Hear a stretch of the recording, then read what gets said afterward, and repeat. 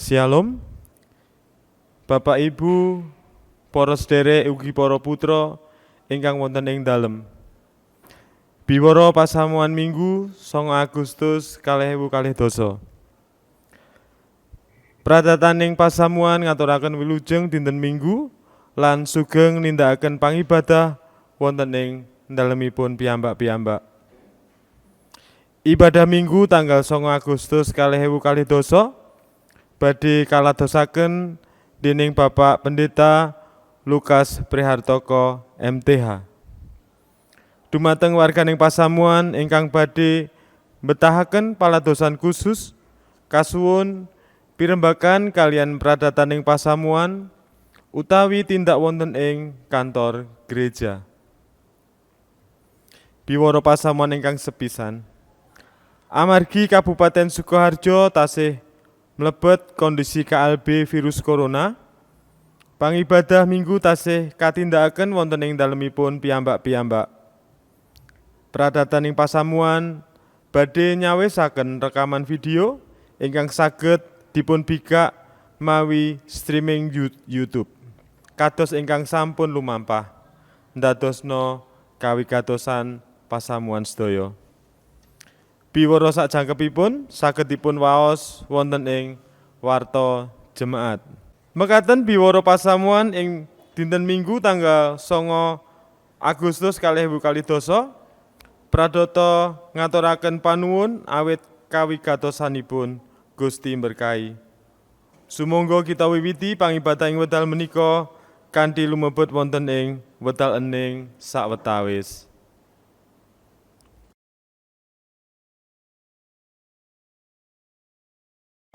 Wedal tidem cekap. Sumangga kita lumebet wonten ing pangibadah ing siang menika kanthi sesarengan kita repekaken kidung KPJ 21 padha ingkang sepisan.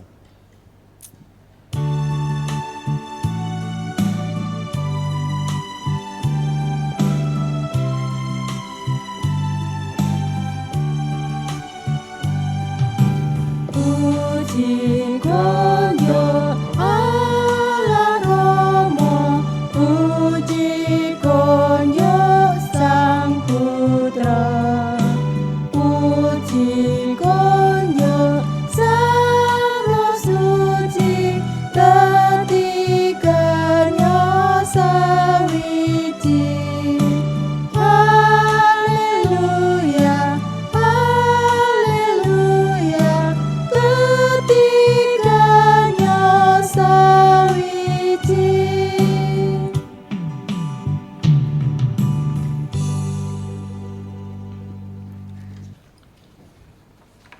Pasamuan kagunganipun Gusti Yesus Kristus, sumangga kita sengker pangibadah kita wanci menika kanthi pengaken.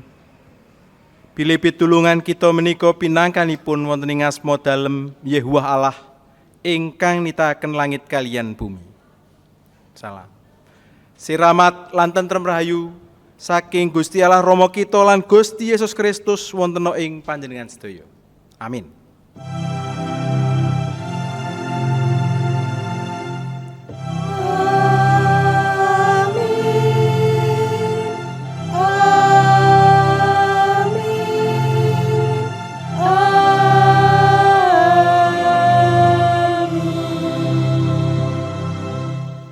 Kaaturan lenggah.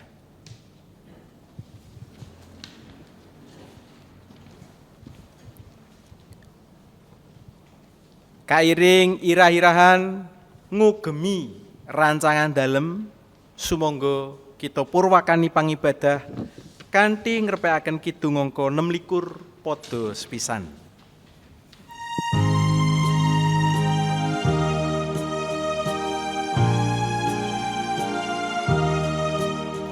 Inuji Gusti, angitaken jagat, siang ratri tan kenang ganjar seramat. Haleluya, sagung puji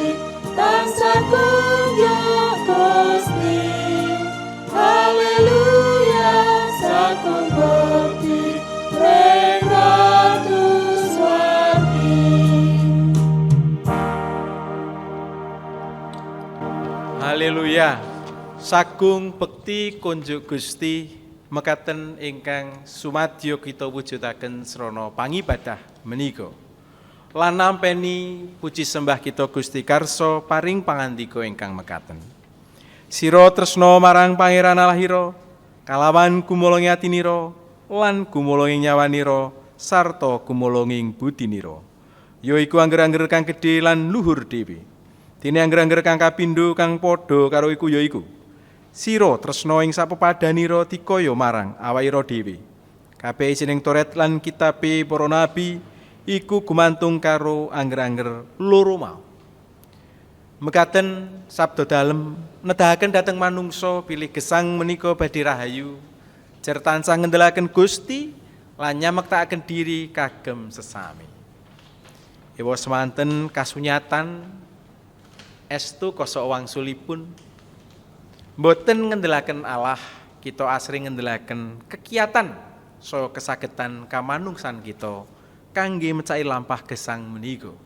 Semanten ugi boten nyamektakaken diri kagem sesami, ananging kita malah kepara asring ginakaken sami kangge kepentingan diri pribadi. Pramila sumangga kita nelangsani karingkihan kita menika kanthi kidung penelongso 60 padha sepisan.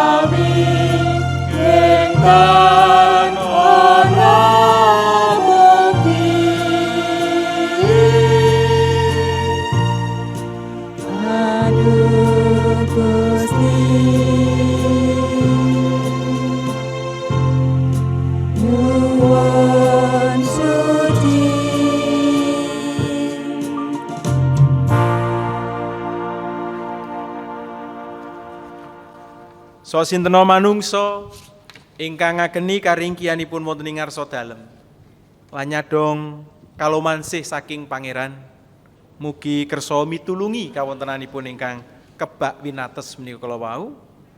Wonten pawartos siramat saking Pangeran swawi kita tampi sareng-sareng saking wawasan Injil dinten menika.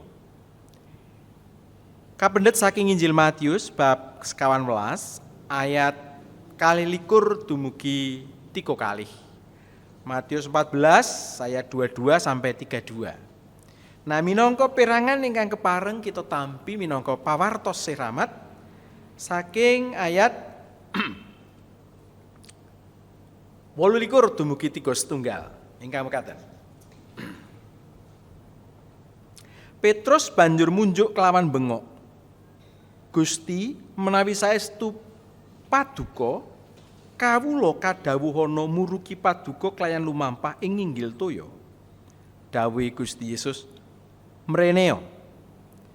Petrus banjur mudhun saka ing prau, lumaku napak ing banyu marani Gusti Yesus.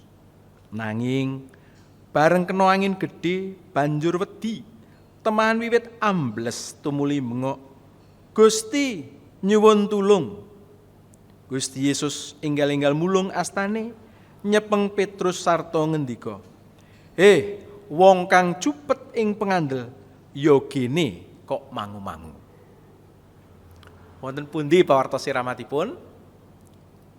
Kepareng kawula ningali mendhetipun saking jejer ingkang pantes dipun dukani. Jejer ingkang mangu-mangu meragukan kuasa Tuhan. Jejer pribadi yang berpaling dari Kristus lan mindeng dateng ombak toya kedahipun dipun bucal. Ewa semanten wonten ing ngriki kita manggihaken Gusti enggal-enggal mulung astane. Ya, pribadi jejer ingkang sejatosipun pantes dipun dukani nika kala wau, dipun dangu kala wau lan sampun dipun dangu. Wong kang cupeting pengandel. Nggih niku ingkang dipun cepeng, nggih niku ingkang dipun tulungi. Puji Gusti. Mekaten sih piwelasipun Gusti dhateng kita para abdi sinaosa pancen mboten pantes wonten ing ngarsa dalem ewa semanten awit saking sih tresnanipun ingkang agung kita dipun tampi, kita dipun tulungi, kita diangkat, ditarik nunggil kalian panjenengan dalem. Nah, puji syukur semanten agung si piwelas dalem swawi sumangga kita tanggapi tansah kanthi mratelaken patrap gesang cunduk karsa dalem. Manut ing pitedah gesang anyar sesuai dengan petunjuk hidup baru Tuhan. Kita tampeni saking wawasan kaping kalih hari Minggu ini saking surat Roma. Surat kepada jemaat di kota Roma bab 11 ayat 11 dumugi kang 11 ingkang mekaten suraosipun. Nanging kepriye anggone padha bisa nyebut marang panjenengane? Kepriye anggone padha percaya ing panjenengane yen padha ora krungu bab panjenengane? Kepriye anggone padha krungu bab panjenengane menawa ora ana kang martani? Lan kepriye anggone padha bisa aweh pawarta bab panjenengane menawa padha ora kautus? Kaya kang katulisan miraose, iba anggone nyenengake tekane wong kang padha nggawa pawarta becik. Kita sami tinimbalan sageta ngradinaken martosaken menapa ingkang sampun kita alami dhateng sok sintena sesami. Amrih puji syukur kabingan kita menika ugi sumrambah dhateng sedaya titah lan pagesangan yayasan dalem menika kapenuhan dening pahargyan, dipenuhi dengan perayaan akan kasih Tuhan. Nah, sumangga pawartos siramat kita tampi pitedah gesang anyar kita sanggemi kanthi kidung 59 padha sepisan.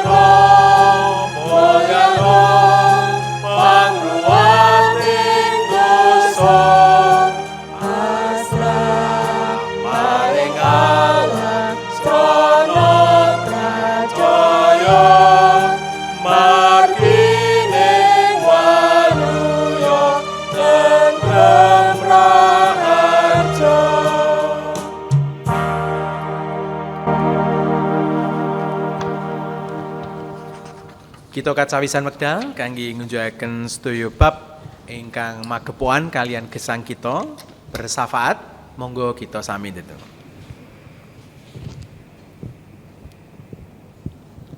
Taksih wonten ing papan dunung kawula sowang-sowang du Pangeran, minggu menika kawula ngunjukaken sembah bekti dumateng Paduka.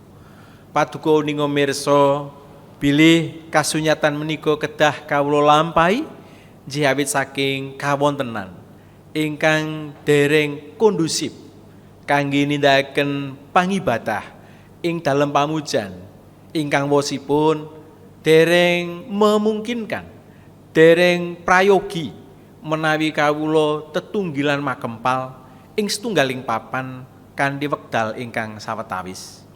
Pramila kapeksa sinaosa manah adreng kepingin nunggil sareng-sareng ngunjukaken pangibadah pangabekti ing dalem pamujan ngraosaken pepanggihan kalian sederek tunggil patunggilan.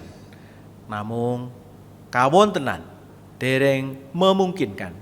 Dereng idenaken kawula mekaten kala wau pramila taksih kawula tindakaken ing griya kawula ing papan dunung kawula piyambak-piyambak. Matur nuwun Duh Gusti, sinaosa kedah kawula lampahi mboten sareng-sareng ing dalem pamujan. Ewa semanten ing dinten Minggu menika kawula taksih paduka parengaken ngunjukaken pangibadah tuwin pangabekti wonten ing papan kawula piyambak-piyambak. Paduka kersa berkahi, paduka kersa nyarira dhateng kawula sedaya srana pangwasra suci matema estu pangibadah kawula menika sinaosa kawula tindakaken kanthi wujud mbok menawi climen sederhana. Ewa semanten awit berkah Roh Paduka Suci sedaya daya paedah saking pangibadah kepareng lestantun tumrah dhateng kawula sami. Matema iman pitados kawula rinimatan kawilujengan kawula ugi lestantun ing ngarsa Paduka. Wanci menika Gusti kawula nunggil manah nunggil panyuwunan wonten ing ngarsa Paduka. Mugi Gusti wabah virus corona COVID-19 menika enggalo sirna, enggalo bengkas, sageta enggal cekap. Kawula matur nuwun sampun kathah katindakaken daya usada mrih saged ngawekani nanggulangi antisipasi bebaya saking COVID-19 menika. Pawartos-pawartos mingaken sawetawis sampun kawula tampeni bilih wonten calon-calon vaksin ingkang saweg dipun uji coba. Wonten jampi-jampi obat ingkang mulai ketingal kados-kados saged nuwuhaken pangajeng-ajeng kangge ngawekani wabah menika. Sedaya kawula sumanggaken ing ngarsa Paduka. Sedaya kawula suwunaken kamirahan pitulungan Paduka. Mugi sedaya proses ingkang dipun lampahi, uji-uji ingkang kedah dipun tindakaken saged nguwuhaken hasil ingkang saestu kawula ajeng-ajeng. Wusana saged pinanggih vaksin, kepara obat kangge ngicali nanggulangi bebaya ancaman saking COVID-19 menika Gusti. Matur nuwun kawula tansah ndedonga kagem pradataning pasamuan menawi GKJ Bagi tasih wonten ing KLB kejadian luar biasa awit wonten ing Kabupaten Sukoharjo tuntun kawula sami saged nindakaken lan mendhet lampah-lampah ingkang cunduk kalian kawontenan kangge ngrimati ngluntah warganing pasamuan ing kawontenan kados menika. Pramila Paduka tunggil pradataning pasamuan pines pudhiaken dalah pamulang supados kanthi kebak kawicaksanan, kesabaran tuwin ketelatosan estu-estu saged nindakaken sedaya lampah peladosan ingkang dipun betahaken kagem warganing pasamuan ing kawontenan kados samangke. Kawula ugi masrahaken sedaya warganing pasamuan kagungan Paduka warga Gereja Kristen Jampi Bagi ing pundi papan ing sedaya kawontenan ingkang kedah nindakaken jejiban tanggal jawabipun ing swasana ingkang kados mekaten menika. Gusti nyuwun pengayoman Paduka. Paduka tansah reksa, Paduka tansah singkiraken saking sadengah bebaya tuwin ancaman sesakit ing wekdal-wekdal ingkang mrihatosaken menika. Saestu kathah ingkang ngraosaken momotan ing bab ekonomi sambet kalian pandemi COVID-19 menika. Gusti nyuwun pitulungan Paduka. Kawula ugi masrahaken para tiyang sepuh kawula adiyuswa ingkang saestu rentan bebaya wonten ing wabah menika. Gusti tansah ayomi. Ing busana kawula masrahaken pangemban-pangembating praja, para pimpinaning bangsa negari kawula Indonesia supados saestu saged mendhet langkah-langkah ingkang leres lan prayogi tumrap ing kesehatan, tumrap ing ekonomi, tuwin tumrap karaharjan masyarakat sedaya. Gusti paduka ingkang badhe nunggil nganti para pimpinan bangsa Indonesia saking pusat dumugi andhap supados saged mendhet kebijakan lampah ingkang estu saged ngadepi tuwin ngudari perkawis awit wabah Covid-19 menika. Matur nuwun Rama, semanten syafaat kawula. Kirang cuwa nyuwun agunging pangapunten paduka karsa njangkepaken awit sedaya kawula pitadosaken wonten ing asma dalem Gusti Yesus Kristus juru wilujeng sejati. Matur nuwun Rama. Amin. Lan awit saking sih kamiranipun Gusti saben kita ngibadah kita kaparingan wekdal kangge ngengeti wangsul bilih sumbering hidup manusia adalah Tuhan saja dan bukan yang lainnya. Wewengan menika kawujudaken wonten ing pangibadah kita srana kita ngaturaken pisungsung. Kita talesi kanthi nampi saking Mazmur Antara nggih. Jabur wonten ing selaning waosan sabda. Niku mendhet saking Jabur 100 gangsal. Jabur 105 ayat 1 sampai 6, lajeng kasambet 16:22, kasambet kawandosa gangsal, kapedhot-pedhot. Minangka dasar kita ngaturaken pisungsung ayat 1. Jabur 100 gangsal ayat setunggal mekaten surasipun. Padha saosa puji syukur marang Pangeran Yahweh, padha nyebuto asmane, pakaryane padha suwurna ana ing antarane para bangsa. Mekaten tetal sabda kita ngaturaken pisungsung kairingan kidung 178A. 178A. Terus pisan.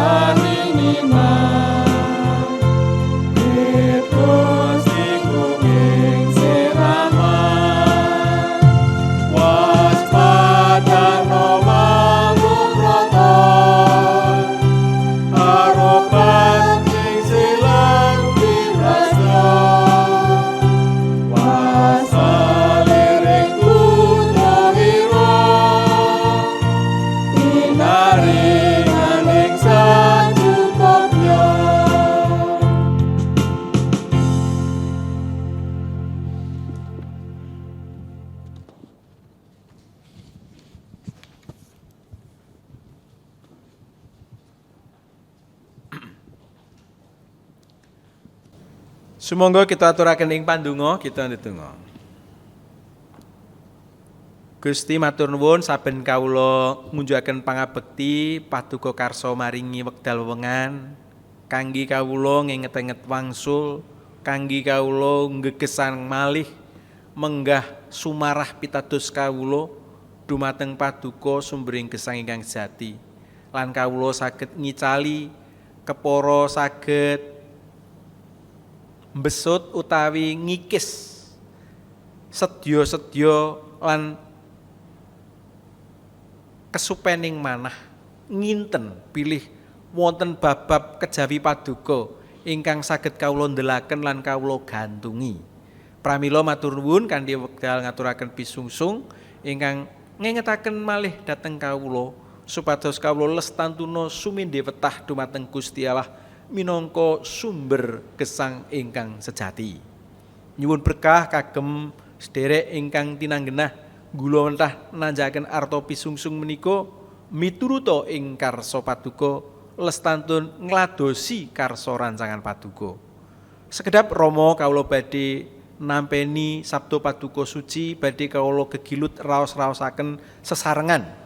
Nyuwun berkah Roh Suci supados kaleresan sabda estu tumomo wonten ing manah batos kawula lan kanthi mekaten gesang kawula tansah katuntun dening kaleresan ingkang pinangkanipun saking sabda sabda paduka. Matur nuwun Rama, ing asma dalem Gusti Yesus kawula sampun ndedonga. Amin.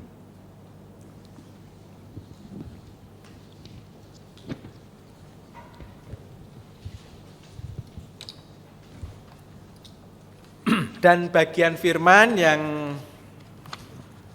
kula kepareng ngaturi kita gatosaken langkung wonten ing leksionari dinten Minggu menika nggih menika perangan saking Mazmur Antara.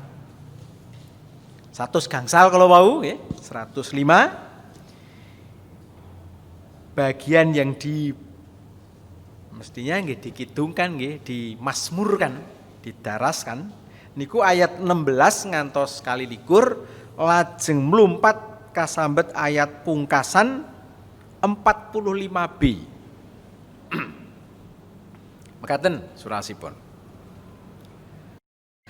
Nalika panjenengane ndatengake pailan ana ing negara kono lan sake tandon pangan disirnakake, banjur ana wong kang kautus ndisiki dheweke kabeh. Yusuf kang kadol dadi batur tukon, sikile dibelok, gulune rinante ing wesi, nganti tumeka ing titi mangsane pangandikane kelakon, sarta pancasaning Yahowah mbenerake dheweke. Sang Prabu nuli dawuh ngluwari panguasane para bangsa kang ngluwari. Nuli dikarsake dadi leluraing kedatone lan tinanggenah mengku apa sak kagungane Sang Prabu kabeh. Diparengake ngreh para panggedhe abdine Sang Prabu sak karsane piyambak sarta memulang kawicaksanan marang para tetuane.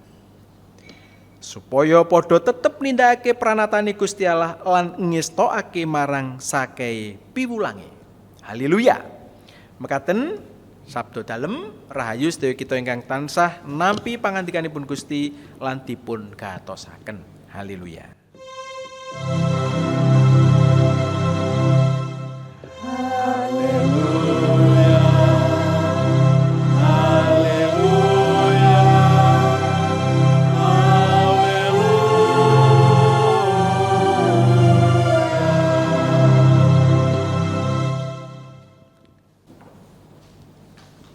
Manusia berencana, Tuhan menentukan. Mbok menawi mekaten ingkang saweg kita alami sareng-sareng. Akhir Juni, awal bulan Juli, kita sampun rumaos badhe tumuju dhateng akhir KLB ra ngoten, kalih semanten.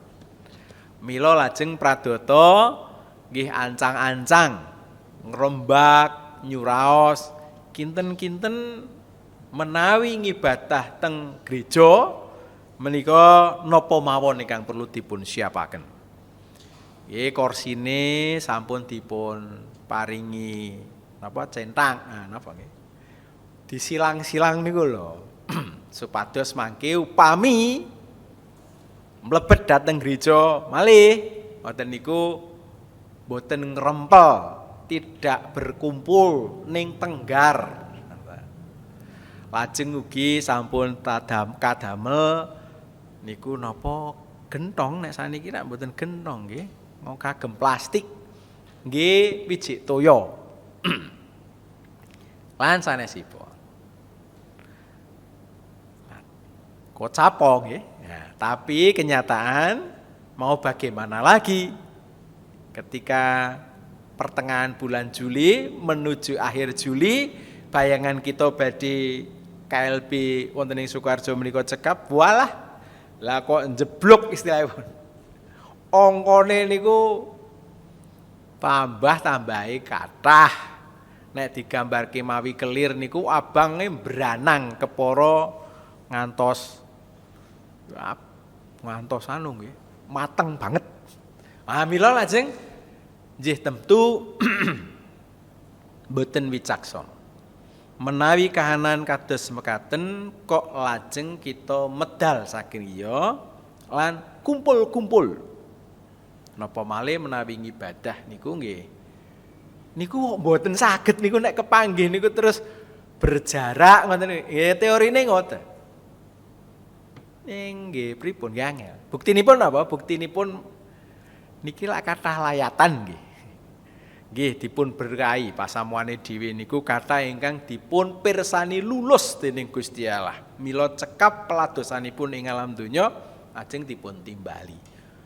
Wonten mawon 2 bulan ini pun pinten nggih? 5 lebih nggih. Ada 5 lebih. Nah, menawi wonten ing layatan mbok menawi sik biasa. Ning niku pun kelihatan pun mboten saged kok niku napa lenggahe niku tenggar. Langkung-langkung teng Biston. Nah, pun nek men teng Biston niku nggih pun gandeng dangu mboten kepanggih. Kepanggih nggih pun.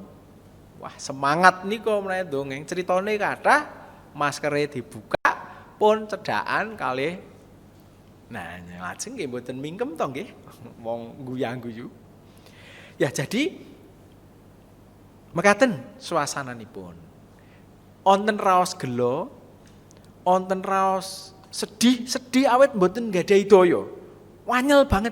Jane piye to yo? Ah ngoten nggih. Pingine niku mites ngoten nggih virus corona. Ha ora iso dipites pripun carane? Malah ketularan.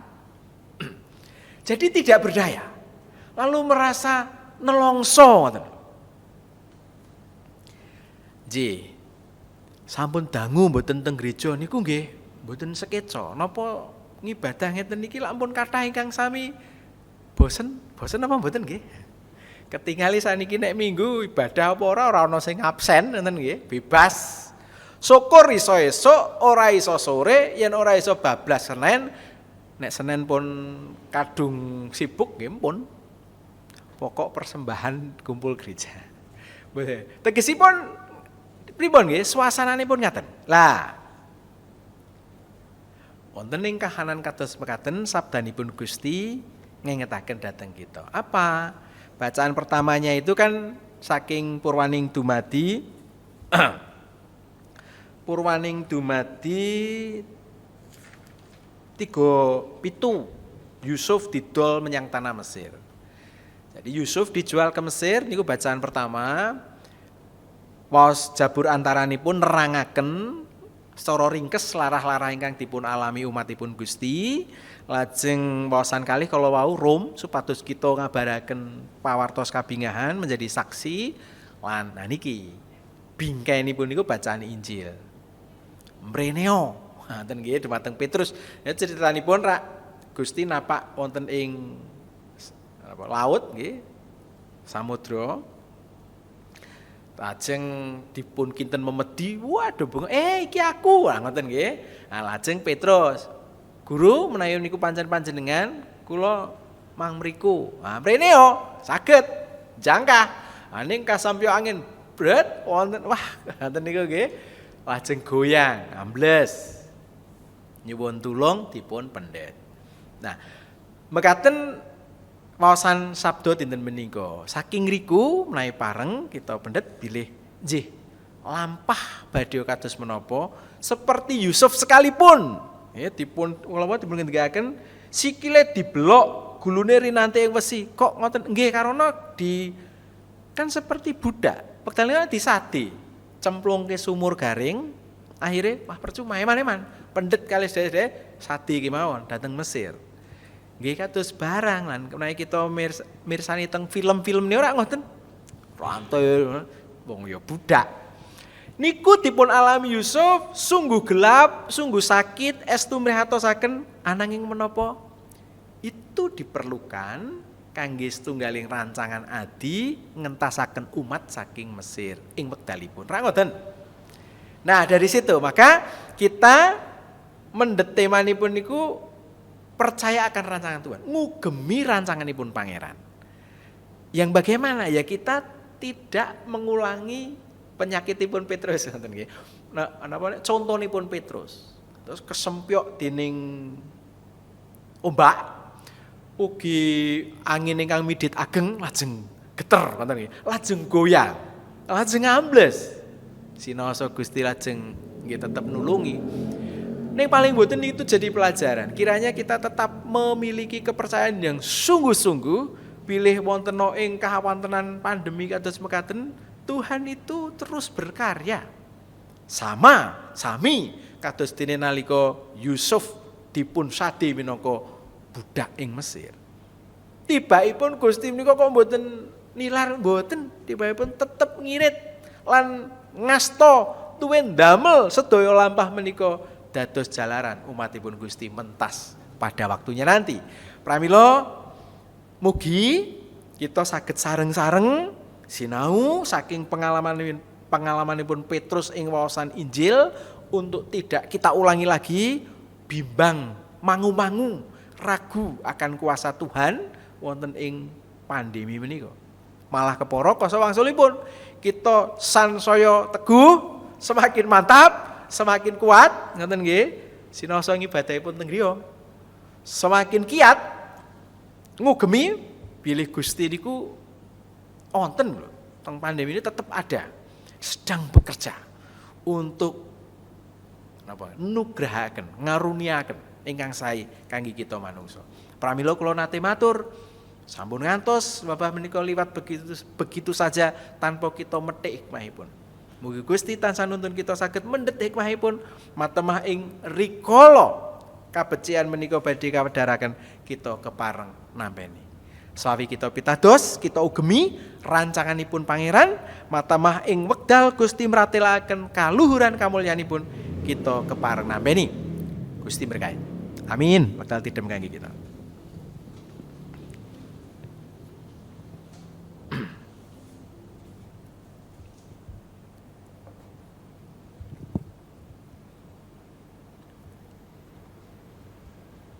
Kita ndedonga. Pangeran kasuwargan minangka wanungsa jangka pamawas kawula menika winates. Pramila menawi samangking kang kawula raosaken menika awrat, ribet, prihatos karana pandemi, nggih lajeng tuwuh salebeting manah raos semplah, putus asa, frustasi lan sanesipun. Gusti matur nuwun sabda paduka ngingetaken, bilih kawula sampun ngantos kandhek namung jingleng ing kawontenan ingkang lumampah ingkang karaos mrihatosaken. Kados dene pengalamanipun Yusuf, kados menapa awratipun dados abdi, dados batur, dados budak wonten ing tlatah Mesir. Dados budak kemawon lajeng kepitnah dening bendaranipun wekdal semanten. Namung Gusti tetela sedaya kaapesan kala wau dados lantaran Gusti saweg nindakaken pakaryan adi minangka pancawisan Gusti ngentas mengeluarkan umat Tuhan dari negara perbudakan menuju siti prasetyan.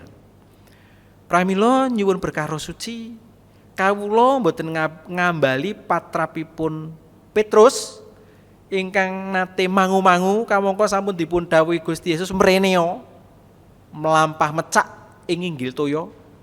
Mugi kawula awit panuntun Roh Suci nggadahi kapitadosan ageng matemah sinaosa kawontenanipun menika miturut kawula manungsa mrihatosaken.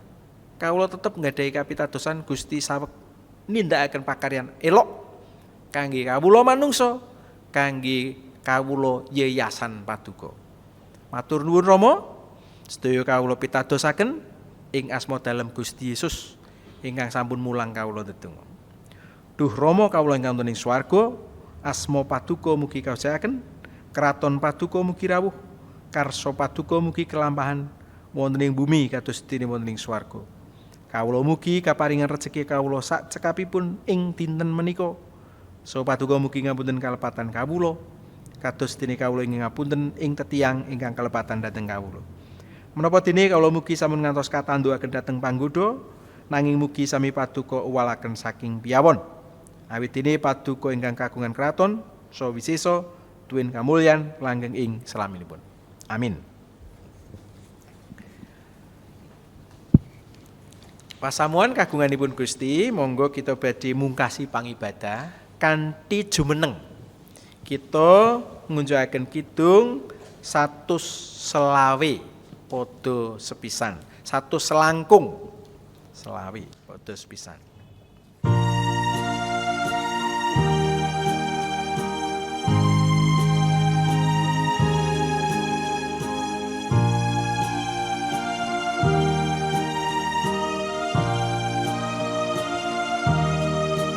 Lamun kula mlampah ning margining Allah, kula sestu ngrasken pingan, kula yakin sestu Gusti nuntun tantu mreng tiyang kanthi dados satu.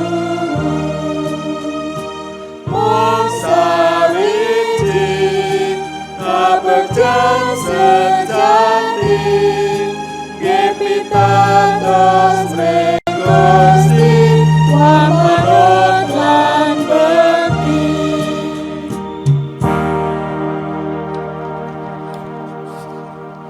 Sumangga sarengan umatipun Gusti ing pundi papan kita mratilaken iman pitados kanthi ngucapaken sadat 12 sarengan.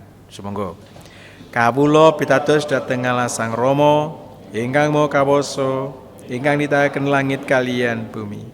Inggih pitados dhateng Yesus Kristus ingkang putra ontanganting Gusti kawula. Ingkang kabebetaken dening Roh Suci miyos saking prawan Maryam. Ingkang nandhang sangsara nalika jumenipun Pontius Pilatus kasalib nglampahi sedo, lajeng kasareaken tumedhak dhateng teleng Palimengan. Ing tigang dinipun wungu malih saking antosipun tiyang pejah. Lajeng sumengko dhateng swarga pinarak wonten ing tengenipun Allah Sang Rama ingkang maha kawasa. Saking riku inggih badhe raipun ngadili tiyang kang gesang kaliyan ingkang pejah. Kawula pitados dhateng Roh Suci, kawula pitados wontenipun pasaman Kristen setunggal ingkang suci sarta radin inggih patunggilanipun para suci. Menapa dene pambentening dosa tanginipun raga sarta gesang langgeng. Kita badhe nampi berkatipun Gusti, kita cawisaken rumiyin Kidung 457.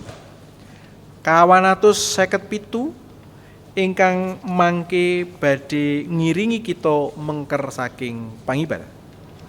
457. Pasamuan kagunganipun Gusti, sumangga mengkeraken pangibadah menika kanthi nampeni berkahipun Gusti. Pangeran Yahweh maringi berkah dhateng panjenengan lan ngayomi panjenengan. Pangeran Yahweh nyunaraken cahyaning medananipun dhateng panjenengan lan maringi siramat. Pangeran Yahweh nunggulaken medananipun dhateng panjenengan lan maringi tentrem rahayu. Amin.